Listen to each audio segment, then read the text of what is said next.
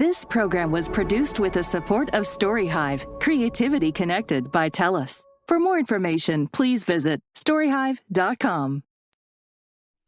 Well, I'm in over my head, no one told me. Trying to keep my footprint small was harder than I thought it could be. I'm in over my head, what do I really need? Trying to save the planet, oh, will someone please save me? Trying to save the planet, oh, will someone please save me? Welcome to In Over My Head. I'm Michael Bartz. My guest today is Bryce Allred. Bryce has worked as a commercial and industrial electrician throughout Western Canada for the past 30 years. Renewable energy, specifically solar PV, is his passion. He has served on various boards, including Environment Lethbridge. Being born and raised in the foothills of Alberta and living in Lethbridge for the past 40 years, Bryce has a strong sense of community here. Welcome to In Over My Head, Bryce. Pleasure to be here. Yeah, so I brought you in today because you're a solar guy, right? I am a solar guy. Right, and so my off-grid tiny house, we rely a lot on solar, right? Everything is 12 volts and it's for solar. And that's realistic in a small space. It's 18.5 square meters, 200 square feet, right? But how realistic is that in a big house, a full-size, regular house, to run just off of solar? It's as realistic as your bank account is. So one of the main things that people overlook that I see, and I've budgeted some large, 1,500, 2,000 square foot off-grid homes. What they fail to realize is you have to design your solar for the worst case scenario. So we look at December 21st as the longest day. And then we look at days of autonomy. So is it going to be cloudy for 3 or 4 or 5 days? So we're essentially oversizing a system that's going to get you through the worst day of the year. By doing that, we're massively overbuilding because you're wasting so much of that solar resource in the summertime, right? So when we build a grid-tied system, it's averaged over the course of 12 months. So we're trying to offset and be net zero electrically over 12 months. So you make too much power in the summer and you sell it back. You don't make enough power in the winter, and so you have to augment it with utility. Now, back to the tiny home, if you've got some other source of power, emergency generator, which a lot of people do. Yeah, we have one, yeah. Then that works perfectly for an off-grid situation. Yeah, because I guess, a residential house is a little different because you are tied into the grid still, right? Yeah. So you could, to be totally off-grid, you can absolutely do it. Might cost you $50,000 to $100,000 Sure. just for that. Yeah. And I guess that would be another thing is the affordability, right? That's right. Yeah. That's so right. And I feel, do you find most of the people most of your customers, are they just looking to supplement their power or go totally off-grid like we are? We don't have a ton of off-grid customers. We've had lots of inquiries until they get to that point where they realize, oh gosh, maybe this isn't going to work. And they haven't really thought it through as to how their lifestyle is going to change, right? So what some people do, they have this idea of we want to move off-grid. So we lived in this 1,500 square foot bungalow. We use this many watt hours a month. And they're going to try and translate that to an off-grid home. And it's just not quite as easy as it sounds. You need to really take a look at your lifestyle and what you want to do to change that to consume less. And that's really all about part of tiny living anyway, consuming less, right? Using less resources. Yeah, for sure. And that's what we found very much so that I got rid of basically all of our electronic appliances, like anything I could replace with a hand-powered or some other device I would do. Yeah. And that was kind of a fun challenge for me. But I also found it was an interesting shift because, a regular house, a lot of times you use more things in the evening, right? Because the power draw is less. But it's the opposite with solar, I find, because now it's a bright sunny day. Let's charge everything. Let's run everything while we have the sun. And as soon as it goes away, then we can, Oh, 100%. Yeah. Even with grid tied, I had a home up on the west side that we had 10 kilowatts on. It was one of the first and largest systems in the city. And we found that we did exactly that. We had an electric dryer. So we would wait till a Sunday afternoon when the sun was up, as best we could, right? To try to make use of that solar energy, because solar used is worth more than solar sold, right? In a grid-tied situation. Say that again? So if you use solar at home, it's worth more to you than if you export it and sell it back to the grid. Okay. It just has a little bit to do with some of your distribution and transmission charges that you don't pay if you don't buy the commodity, right? If you don't have those kilowatt hours delivered to your home, it's not much. It's not a lot of money, but it is a little bit. And when solar's concerned, every penny counts for sure. For sure. And I've heard that Lethbridge and southern Alberta is one of the sunniest areas in Canada. Is that true? Yeah, pretty much from say Moose Jaw west to the Crow's Nest Pass, to Lethbridge. But the Warner area, Tabor area especially, we have the 6th best solar resource on the planet. Wow. And as you can see, that's why we're seeing large utility farms coming. Traverse is just getting ready to build, up in Vulcan County, 400 megawatts of solar. That's a $500 million project. Wow. They just commissioned a 160 megawatt project in Claresholm, and there's dozens and dozens of others on the book. So we do have a fantastic resource. Well, that's good, yeah, because that was another question: is southern Alberta embracing solar energy? Because there could be some resistance, maybe with the oil sector and such. Well, being in Alberta, right? It's absolutely a conversation that we have a lot. It's without getting political about it, it's a struggle here. Okay. And Lethbridge is quite conservative. Sure. So if you can't make the economic case, it's tough to make the environmental case. Sure. We do have customers that say, they might even be retired and they we're going to do our part. We can afford it now. It doesn't matter if it pays back or not. This is just what we want to do to feel good and do our part for the climate. Yeah. Because in my mind, like you said, we have so much sun resource. Why wouldn't we use that? Oh, right? Absolutely. Yeah. And so, do you find that people you talk about affordability? How much? I don't know if we can talk specifically, but how much would it cost the average person to add a solar system to an average house in southern Alberta? So the average home in Canada consumes about 7.5 megawatt hours a year. So that's about 600 kilowatt hours every month. That's an average. So if you were to have a south-facing roof and you were to build a 5.5 kilowatt system, that would probably get you really close to net zero. So right now in Lethbridge, we can install for right around the $2 a watt mark. So you're looking $12,000. Oh, that's it's not terrible, right? When I got into the business, it was borderline $4. So it's almost come down in half. And how long ago was that?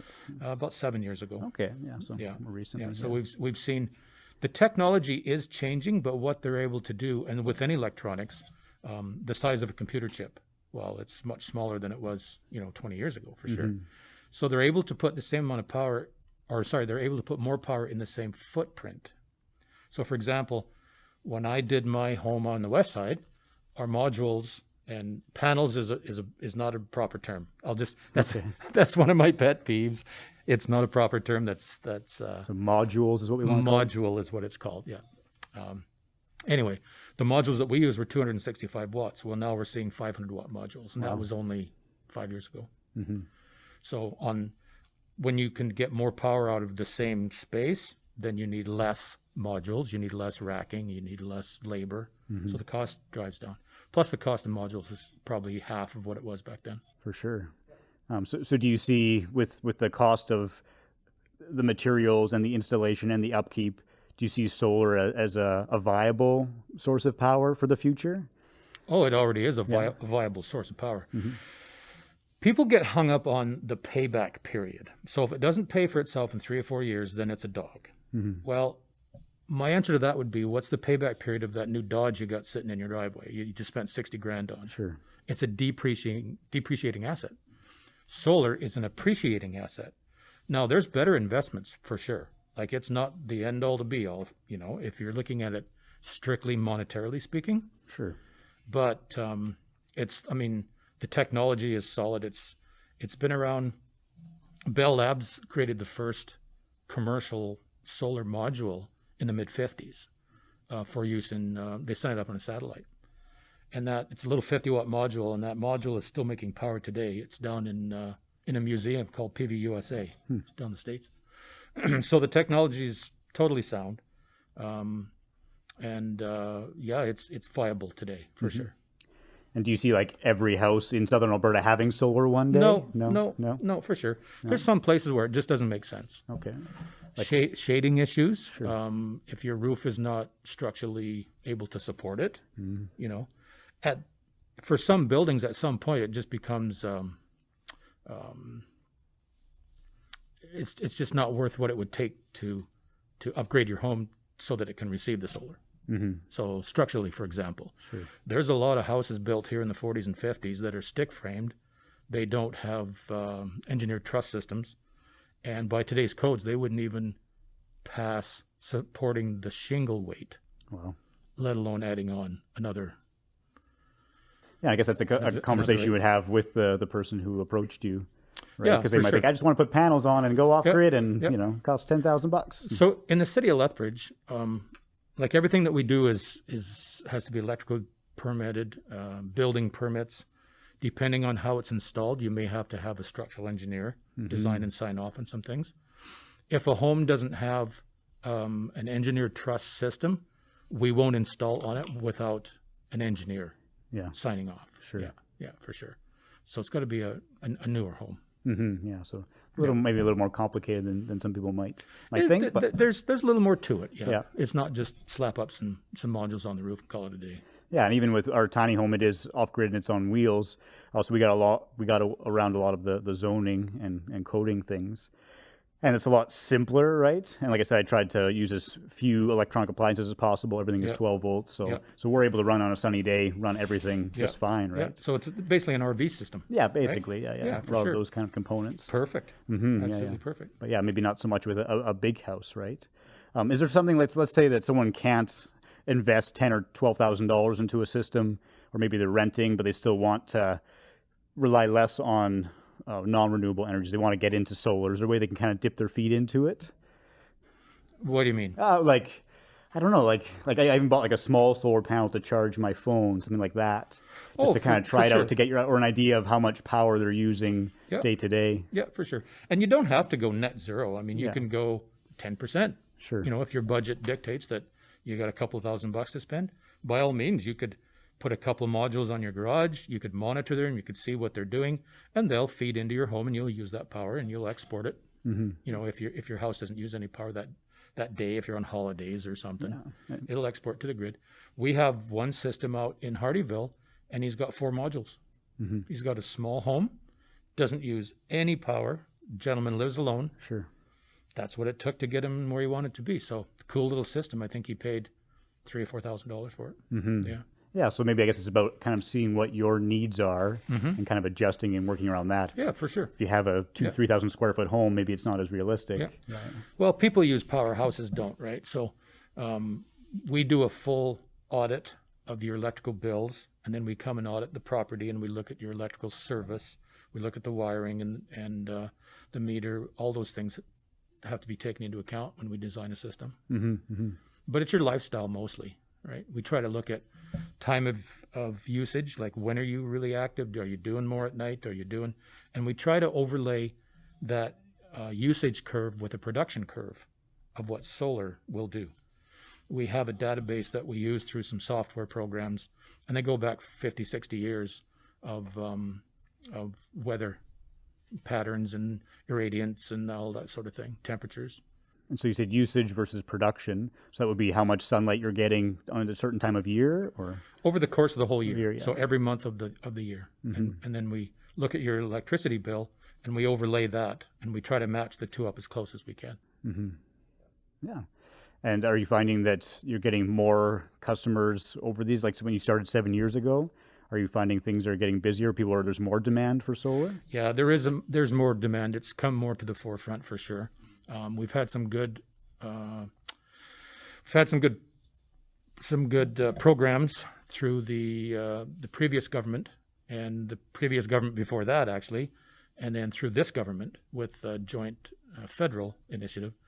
There's money available to do some solar work. Okay, so, like a subsidy kind of? A subsidy, yeah. Okay. It's basically a grant program. So it's usually around between 20 and 30% that they'll pay off the top.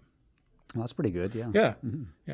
Yeah. So, I mean, that kind of gets it over the hump of making it economical for most people when they're just driven by that. We try to focus people on the levelized cost of energy. So here's the example that I use.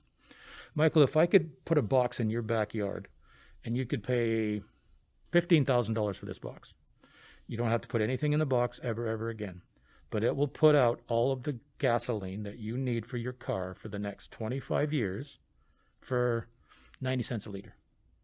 Would you pay for it up front? Yeah, for sure. Yeah. Well, you're hedging against inflation, right? So gas, I don't even know what gas is now. It's $1.10 or $1.30 right now. Oh, is it $1.30? Is that high? Oh, really? So in the next 25 years, even at 2 or 3% inflation, you're going to be over $2. So if we could guarantee for the next 25 years that you'd never pay more than 90 cents for that power, that's the levelized cost of gasoline. Sure. So we focus people on the levelized cost of energy. That's one key thing. So we can make power for people on an average home for about 6-7 cents, maybe even 5 cents if it's a big system. Yeah. There's a real economy of scale with solar. So the cost per watt that you will pay to install it goes down the larger it gets. Oh, okay. Right. So Sure. it's like a farmer hauling 1 bushel of grain to the elevator or 1,000 bushels in a truck. Yeah. The cost per bushel is higher or lower, right? For sure. So that's one thing that we focus on. And the other is, what is the cost of doing nothing? So what people tend to forget is you're going to buy power one way or another. Do you want to buy your own, or do you want to buy somebody else's? So for just a real quick example, that average home I talked about, the 7.5 megawatt hours a year. So at 6 cents over the course of 30 years, they're going to spend probably in the range of $40,000. So, and that's at about 3% inflation rate. So if you could spend $29,000 today, build that array, and at the end of that 30-year term, you had a $6,000 check in your pocket, and you didn't pay that $40,000, what's better, right? So even though it might have taken 20 years or 15 years or whatever the case may be, depending on the size, to pay it back, so to speak, you're still looking at over a $50,000 difference. And that really gets lost in the conversation when people look at solar and say, oh, it takes 15 years to get my money back. Well, how many things do you buy that you get your money back? Yeah, fair enough. TVs, trucks, computers, we all spend tens of thousands of dollars on those items. We don't even consider getting our money back. We just use it because we enjoy it. Yeah. Well, solar, you'll get your money back. Just depends on when. Yeah, and like you said, you have to use some sort of energy. You got to buy it somewhere in winter, right? and such. Yeah, it's just so pay me now or pay me later, sort of thing, right? Not me, but you got to pay the power company or pay yourself, right? Right. Yeah, yeah. And for me, it's like I use the word sustainable living. Right. I feel like the way that we're living is more sustainable because it doesn't matter what the price of gas is or energy because we're off grid. Right. It's just totally it's just out of our minds, which is there are different things that we have to consider, but for sure, yeah, it's nice that way. But it's not for everybody, and it doesn't have. I mean, it's not the perfect solution. It's one of a bunch of solutions. Solar has a carbon footprint. Sure, we have to mine. We got to get aluminum. We got to get glass. So it's not it's not the end all to be all for sure. Yeah. But it's a vital, important part of the equation. Definitely. And so you were an industrial commercial electrician. What got you into renewable energy? Oh, it was just by accident. One of the utilities put out what they call an RFP, or request for proposal, and asked for companies to reply to become a solar installer for them. And I was at a different company at the time, and I thought, hey, we could do this. I mean, it's just solar. It's not rocket science, right, at the time? Yeah. So I submitted our bio and our company information, et cetera, and we were one of the few firms that had a specific safety program that they required, and so kind of by default we were given Southern Alberta as a territory. So we worked with this utility company for a few years, and then we went off on our own. Things evolved from there, but yeah, it was just kind of an accident, really. For sure. I mean, I've always been, I'm a farm boy, and I've always kind of tried to be a good steward of the land and all those sorts of things. But it wasn't until I got into that I really started paying attention to my electricity bill. I couldn't read it nor understand it. Now I show people what it means. Sure. Right. That's like anything. It's what you do and you're familiar with. Mm-hmm. No, for sure. Yeah. Yeah, I think that's interesting because it's like, I feel like the one side is the environmentalists, right, who want to be off grid like me myself. But then you have, people who are, like we said, more conservative, who want to be stewards of the land, and you talk dollars and cents and it's economic. Yeah. And maybe that makes sense for them, actually. Like, why not? It makes total sense, right? For sure. Yeah, so I appreciate you breaking that down a bit to the dollars and cents. Yeah, you bet. Stuff, yeah. To reduce our environmental footprint, would you recommend using solar power? I would recommend using solar power as part of the solution to reduce your... And what would be the other parts? Well, use less power. It's always more cost effective to use less than to create more. So use less energy at home instead of buying solar to create more power, so you can just use more power cheaper, right? It makes sense to get rid of a TV. Don't use as many electronics, things like that. Do you have any other examples of things you could do to reduce your power usage in a home? I mean, there's energy efficient appliances and all, but all that stuff comes at a cost, right? I think the key thing is reduce your own consumption and fix things, repair things, reuse, right? Reuse, reduce, recycle kind of a thing. That's Kathleen will be proud of that one. Right. I'm not a climate scientist. I'm not a professional in that field, and it gets political, it gets messy. But yeah, I think if we just all used a little bit less and maybe did a little more maintenance and took care of the things we had and fix them, don't throw them away. For sure. That kind of stuff. Yeah. I mean, there's a whole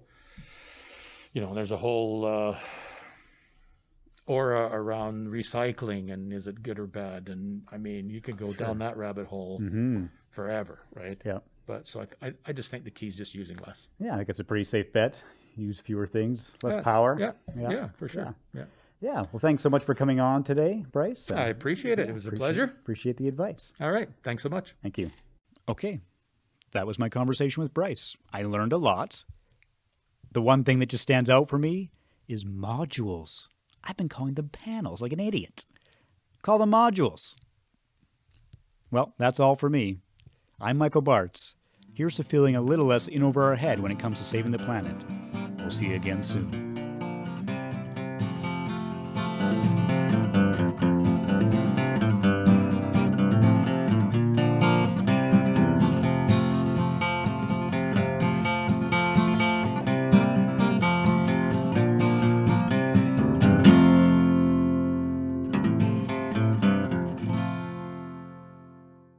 In Over My Head was produced and hosted by Michael Bartz. Sound engineering by Rodrigo Enriquez. Original music by Gabriel Thane. Special thanks to Lisa Pruden and Jessica Gibson. This program was produced with the support of TELUS.